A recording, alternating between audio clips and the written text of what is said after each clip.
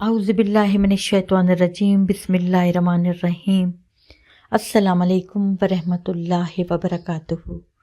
تمام حمد و ثنا میرے پروردگار کے لیے اور درود و سلام محمد اور آل محمد کے لیے۔ امید کرتی ہوں میرے پیارے پیارے بہن بھائی دنیا کے جس کونے سے مجھے سن رہے ہیں خیریت سے ہوں گے۔ آپ کی خیریت کے لیے خدا سے دعا گو ہوں۔ خدا آپ کا ایمان سلامت رکھے، خدا آپ کو اپنی حفظ و امان میں رکھے اور خدا آپ کی تمام حاجتیں اس شبان معظم کے بابرکت مہینے میں انشاءاللہ پوری کرے۔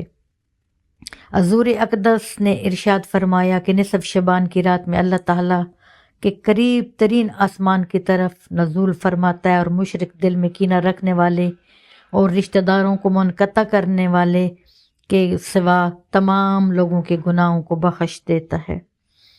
جناب ختمی مرتبات نے کہا اس رات میں دنیا کے تمام اعمال اپنے بندوں کے اعمال اوپر اٹھائے جاتے ہیں، ان کی پیشی بارگاہ رب العزت میں ہوتی ہے۔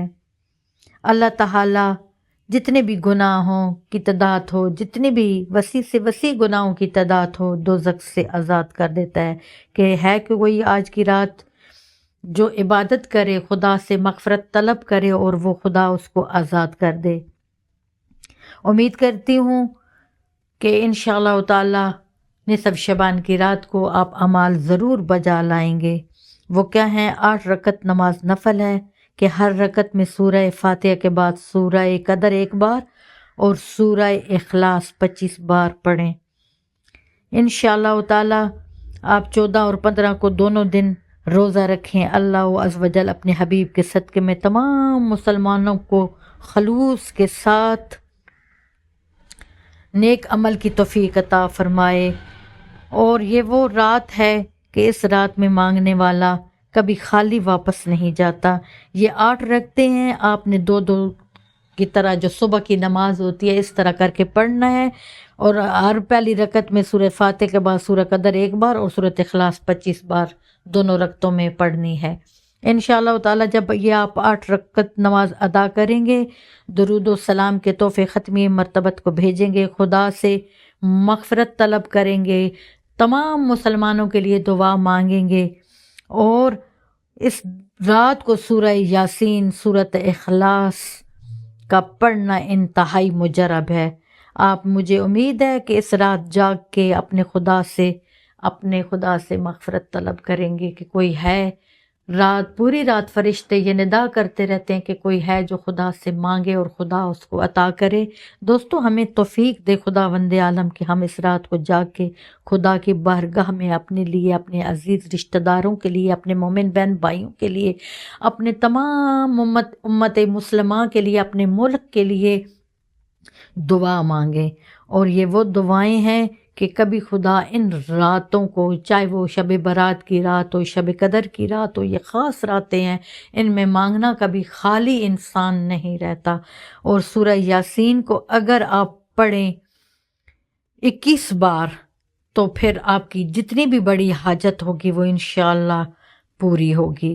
اور سورۃ اخلاص کو اگر 1000 مرتبہ پڑھیں آپ اس رات کو تو وہ بھی حاجت کے لیے، جتنی نفل، جتنی عبادت، جتنی یاسین، جتنی سورۃ اخلاص، جتنا درود پاک پڑھیں گی، خدا اتنا ہی آپ کے قریب تر ہوتا چلا جائے گا۔ خدا تو ہمارے شہرک کے قریب ہے، مانگنے سے وہ کہتا ہے کہ میں عطا کر دینے والا۔ کون ہے جو مجھ سے مانگے؟ کون ہے جو مجھ سے مانگے اور میں اسے عطا نہ کروں؟ یہ ہو نہیں سکتا۔ خدا کی ذات وہ ذات ہے جو ماں سے زیادہ پیار کرنے والی ہے، یعنی اس نے اپنا نعم البدل فقط اپنی ذات کو قرار دیا۔ یعنی اگر ایک ماں ہم سے اتنا پیار کرتی ہے تو خدا نے اپنی مثال 70 ماؤں سے دی ہے کہ اگر تم جتنا بھی گناہ کر کے آ جاؤ، جتنا بھی بڑا گناہ کر کے جائے، دوستو گناہ وہ ہیں کہ جو ہم معافی مانگے اور خدا سے وہ خدا معاف کر دے، لیکن ایک ایسا گناہ ہے جس کو خدا کبھی معاف نہیں کرتا۔ قرآن بلاغت میں ارشاد رب العزت ہے کہ شرک ایسا گناہ ہے جس کی معافی نہیں ہے۔ بس اس سے بچیں کہ شرک نہ ہونے پائے۔ خدا آپ کا ایمان سلامت رکھے۔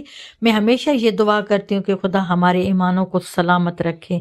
مجھے امید ہے کہ آپ 8 رکعت والی نماز انشاءاللہ تعالی 14 کی جو آنے والی 13 کی شب جو پڑھ رہی ہے اور صبح 14 ہوگی اس میں پڑھیں گے، اور 15ویں کی بھی جو آپ پڑھیں گے انشاءاللہ یہ وہ رکھتے ہیں جو آپ کو اور آپ کے اعمال کو خدا کے نزدیک تر کر دیں گی۔